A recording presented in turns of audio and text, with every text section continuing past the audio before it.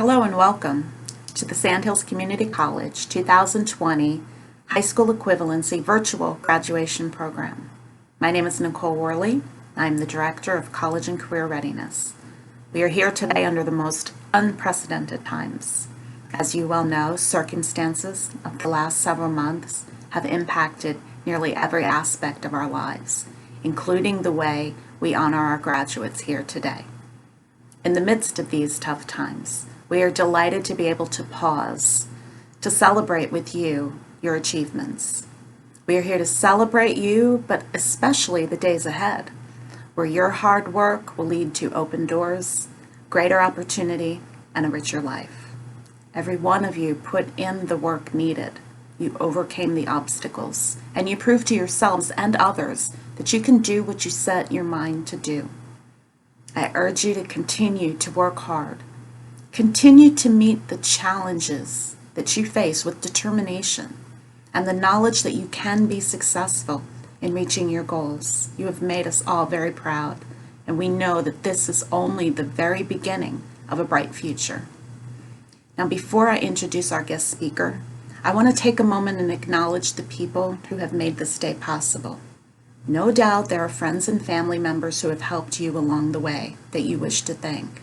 But we would not be here today without the tireless efforts of our college and career readiness instructors and coordinators.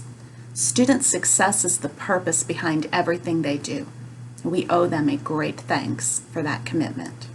Thank you to Tess Regan, our Chief High School Equivalency Examiner, for putting together this video, and to the rest of the Sandhills Community College family for providing a culture of integrity, helpfulness, excellence, respect, and opportunity for students, staff, and faculty. We are proud to be part of that Sandhills family. It is my privilege now to introduce to you someone whose life accomplishments speak to her passion for learning and helping others. Her academic journey began very much like many of yours, and she went on to prove that the sky is the limit for those with the determination to learn. Dr. Karen Sullivan is a North Carolina board-certified clinical neuropsychologist. She founded her private practice called Pinehurst Neuropsychology, Brain and Memory Clinic in November 2013, and is the creator of the I Care for Your Brain program, an interactive stroke and recovery program. As a local practitioner, Dr. Sullivan is not only committed to her patients and educating the community about brain health, she is passionate about sharing her story as a way to encourage others to pursue their dreams. Please enjoy this message from Dr. Karen Sullivan.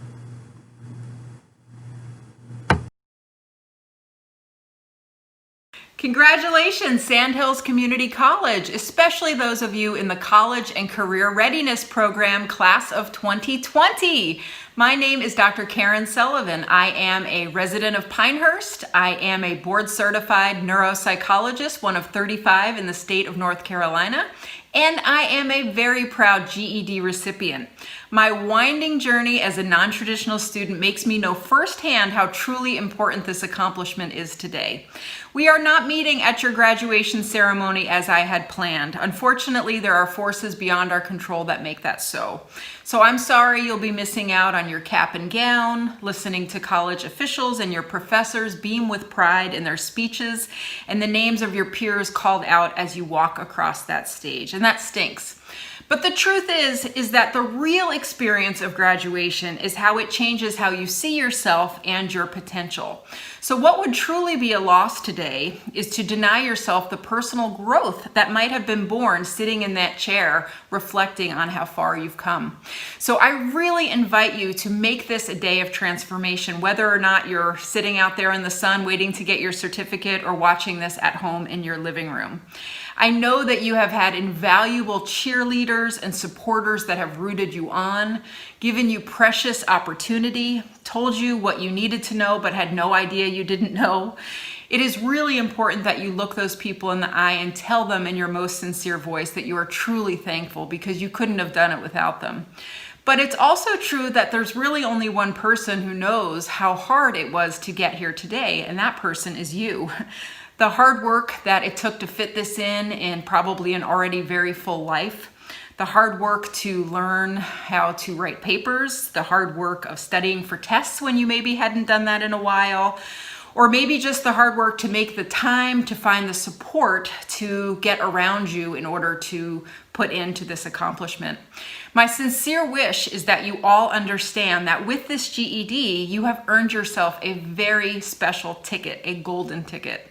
This is the ticket of freedom and opportunity. And what's so beautiful about this ticket is it's non-refundable, non-losable, non-returnable. No one can ever take it from you.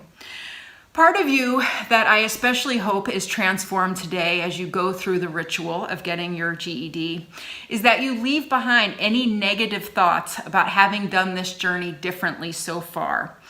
These thoughts for non-traditional students can creep in, intimidate us, worst of all, become self-imposed limitations that rob us of fulfilling our true potential and realizing our true unique gifts that we can bring to the world. So I encourage you to embrace the fact that your path to formal education has been unique. I want you to see it as an asset, as a positive, something to be admired, something that makes you stand out in a good way. The beautiful thing about education, as I said a moment ago, is that you've earned it and that no one can ever take it away from you. I want to briefly share my journey with you and hope that one day you'll have a very similar story to share with other people who are just starting their formal education process. So I was a 15-year-old high school dropout when I got my GED, failing the math subtest not once, not twice, but 3 times. I worked as a caregiver for people with dementia from that age until I was about 21 and decided that I should probably take my interest in human services to the next level. After interviewing with a college about their art therapy program and pretty much being laughed out of the room because I had no high school transcript, I had no SAT scores, I took their recommendation to start at a community college, Massachusetts Bay Community College. I was a very green student. My grammar was terrible. My basic math skills were embarrassing. It was very awkward for me to return to the classroom setting. Even at the age of 21, I felt old compared to most people. Everyone seemed so much younger than me. I would get split grades on my papers. I would get 100 for idea and content and literally failing grades for things like punctuation. In my first semester at community college, I took 3 classes: Intro to Psychology, Intro to Sociology, and Cultural Anthropology. As I started learning about the brain, I was able to link up what I knew from my patients in my caregiving days with the science of how human beings adapt and can even thrive in the face of neurological challenges. With every class, I felt more and more clarity about my path and what I was meant to do with my life. And maybe most important, looking back, I earned confidence that I could actually pull it off. 2 of my classes at Mass Bay Community College were taught by the same professor, Dr. Marcella Mazzarelli, who seemed to see some kind of potential in me and challenged me to rise up to my abilities and my passion for helping people, specifically people with brain health issues. Slowly and surely, she tough-loved me into believing in myself as a learner and someone who had a unique voice with something very valuable to contribute. And at the end of my 3rd semester, she gave me a brochure to Clark University, which has a very special place in the history of psychology, and told me that I was going to transfer here and that maybe even I would get a full scholarship. What was even more outstanding than the idea of a full scholarship was her belief in me, that I was just beginning my education journey and that I would keep going until I became a doctor and earned my PhD. This idea was very overwhelming to me, but I trusted her and knew that she was not the type to say something that she didn't mean. We worked on the application together, and the letter of recommendation that she wrote me continues to be one of my most prized possessions. A few months later, one of the very best days of my life happened, and that was when I got my letter and my full scholarship to Clark University. I graduated with my bachelor's degree 6 years after I started at community college at the age of 27. I then worked for 3 more years at a hospital in Boston in the behavioral neurology department with one focus. My focus was to get into the Boston University doctoral program for clinical psychology. At this time, I had learned what a neuropsychologist was, and it seemed like the perfect match for my desire to help people and my desire academically to learn more about this amazing organ of the brain. But things did not go in a traditional way for me yet again. I had to delay my plans of applying by more than a year to get a competitive score on something called the GRE, another hurdle, another roadblock. This is a test you need to take to get into graduate school. For an entire year, I met with a 17-year-old tutor at a local ice cream shop in my town. Every Tuesday night for a year, me and a 17-year-old teaching me basic math. I also took 2 adult education programs. I wound up taking my GREs twice because the first time I didn't do that great. The second time I had to drive in a snowstorm going over 4 hours round trip in pretty scary conditions. On that second time, my score was just good enough to apply. And yet again, through the support of mentors, people who saw potential in me, just like people are starting to see potential in you, my hard work, the glory of God. Another very momentous day happened to me when the scientist that I wanted to work so badly with at Boston University called me and said that out of 710 applicants that year, I was accepted into a class of 10. She wanted me because of my unique path, my unique perspective that I brought to the program, the dedication and the hard work that I had shown, that I wasn't handed my education on a silver platter. So at the age of 31, I got my master's degree, and at the age of 37, I got my PhD in clinical psychology. At 39, I graduated from my fellowship program at Harvard Medical School. 2 years later, I became a board-certified neuropsychologist, which remains my proudest accomplishment, and opened up my practice here in Pinehurst at the age of 41. So looking back and reflecting on my path, I want you to know that the first steps were honestly the hardest. The first time that I walked into that GED office took a lot of courage. To go back after I failed my math exam was hard. To stand up in my community college and to share my ideas with other people when I wasn't used to doing that was difficult. To make my first college presentations with my voice cracking and my sweaty hands, those were honestly harder days for me than getting my PhD. And besides experience, which is the best teacher of all, the main reason that things became easier for me was that I felt more and more confident. Please keep going in your education journey. And remember that it's a cool thing, it's a good thing, it's an awesome thing that you have chosen the road less traveled. Just because you did this in a unique way doesn't mean that you're any different or any lesser than other people who choose more traditional paths. I want you to embrace your non-traditional status. This simply means you're going to go on to do non-traditional things. I bet you have heard this Robert Frost quote before. 2 roads diverged in a wood, and I took the one less traveled, and that has made all the difference. I want you to remember those words and take that to heart. I think that is the quote of us GED recipients. What you might have seen before as something that made you different in a bad way, that you didn't have a formal education, you didn't have a high school degree, that ends today. That ends right now. By working so hard to get this reward, you have shown a commitment to some of the most important values of life. And again, no one can ever take that from you. You are a person who takes responsibility for your future. You are a person that says, there is something I don't want, and I'm willing to put in the hard, systematic effort to get it. Instead of complaining, instead of being jealous about what you didn't have, you put in the hard work. You know that anything worth having, any reward, does not come freely, and it requires individual effort. You are leaving your GED program today with all of these life skills. So please keep going. Don't let this be the end of the line. My deepest congratulations go out to you on this achievement. And just like your wonderful families, your friends, your mentors, the good Lord, I'm going to be back here cheering you on. So you have to get out there, make us proud, make the unique contribution that only someone with your unique life experience can make. I truly believe in you. So get out there and get to work. We need you out here. Let's go. Next, we would like to recognize two outstanding high school equivalency students.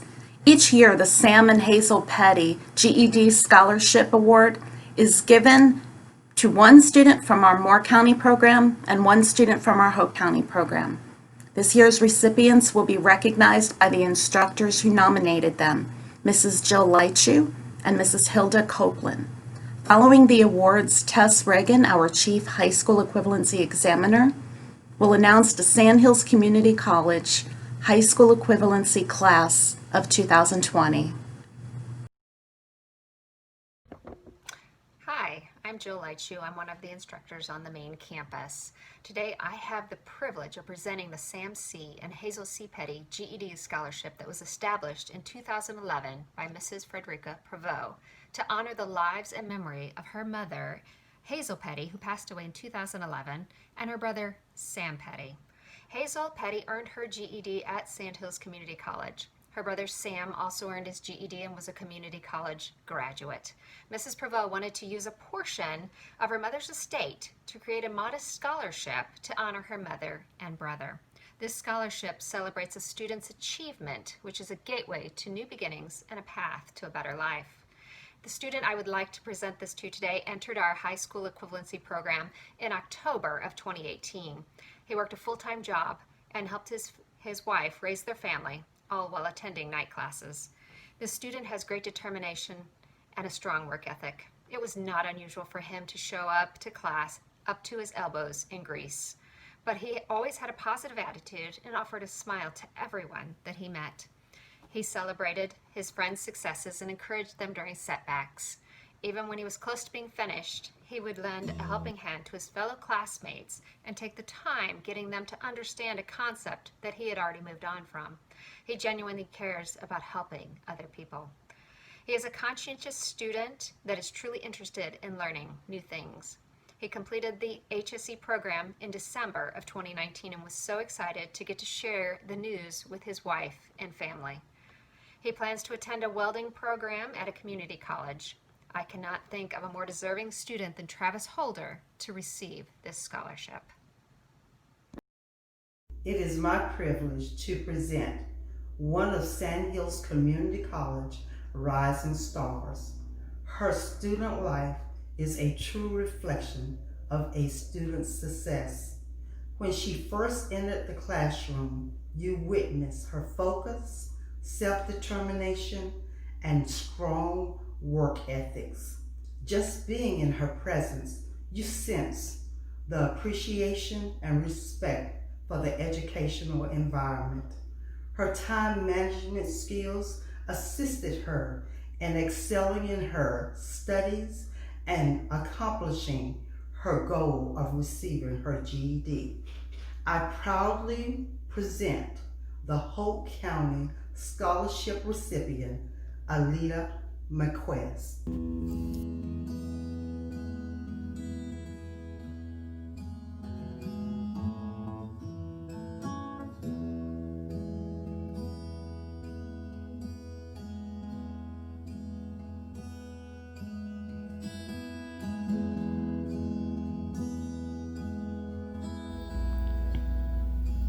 Alexa Amandis, Katie Barrett, Jorel Bentley, Jonathan Bumgarner, Micah Birch, John Chardonnette, Zachary Chips, William Christopher, Guadalupe Gomez Cortez, Eric Crandall, Melanie Crane, Nicholas Atis, Jeremiah Fields, Omar Figueras,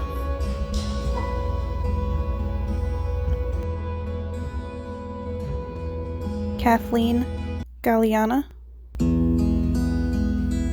Olivar Mejia Gonzalez, Jessica Castrejon Gordillo, Fulton Herreras, Travis Holder, James Hunt, Johnny Jackson, Celeste Jones, Taquan Jones, Derek Kessinger, Joanne Lilia, Javi Marie Crespo Lopez, Nicola Mack, Cameron Magruder,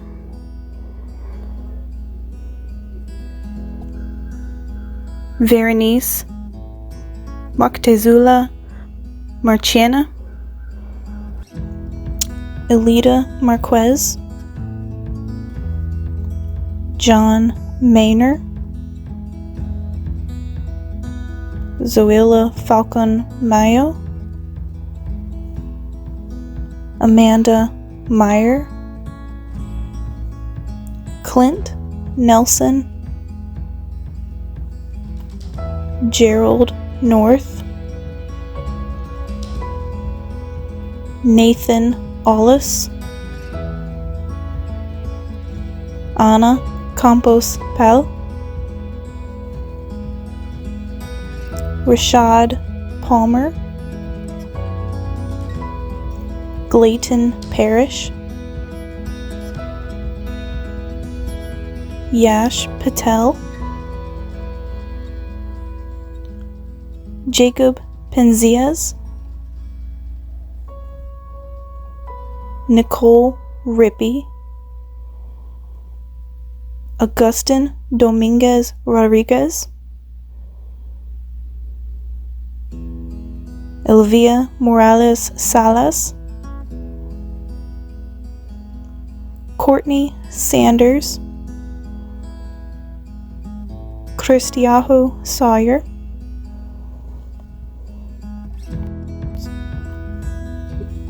Malcolm Shorts, Michaela Stanley,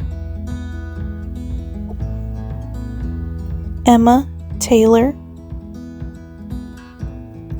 Ismail Torres, Zachary Vaughn, Anahi Wayado Velasquez, Jay Santos Villagrana, Timothy Wagner,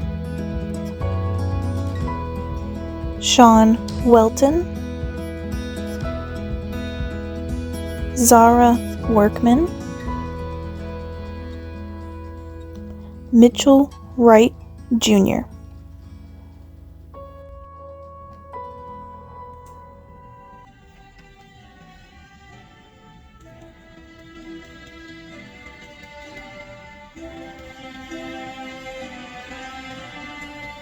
Congratulations to the class of 2020. We honor each of you for your hard work, determination, and perseverance that you have shown within the last year. On behalf of Sandhills Community College, we do hope that you consider us for your next steps in your academic future.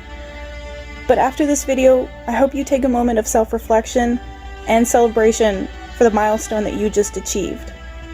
From Sandhills Community College, I would like to say congratulations, be safe, and be well.